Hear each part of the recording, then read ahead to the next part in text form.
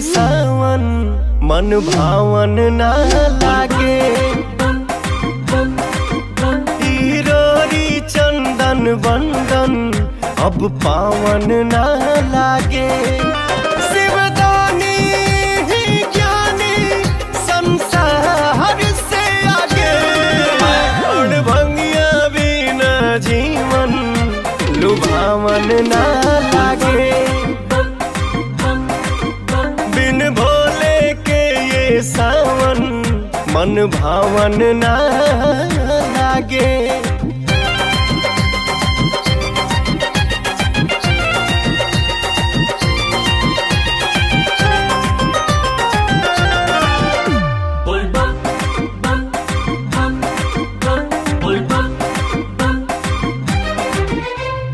रामेश्वर भी है जगदीश्वरी है हो।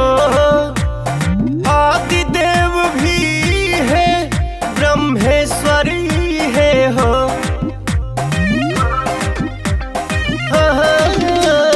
रामेश्वर भी है जगदीश्वरी है हो।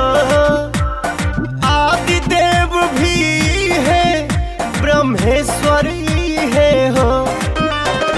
गोहरावे जे पावे क्षण में दुखवा भागे। त्रिपुरारी बिना आंगन सुहावन ना लागे। बिन भोले के ये सावन मन भावन ना लागे।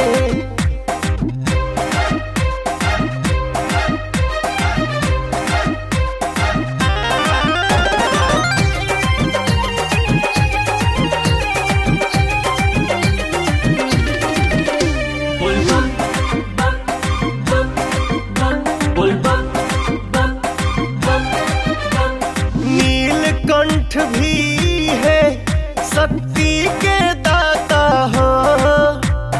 जोगिया गंगाधारी संग गौरा माता हो। हाँ नीलकंठ भी है शक्ति के दाता हो।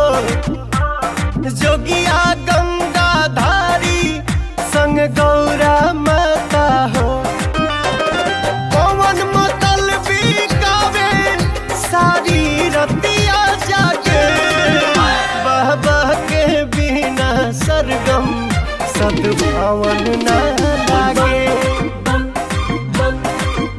बिन भोले के ये सावन मन भावन ना लागे।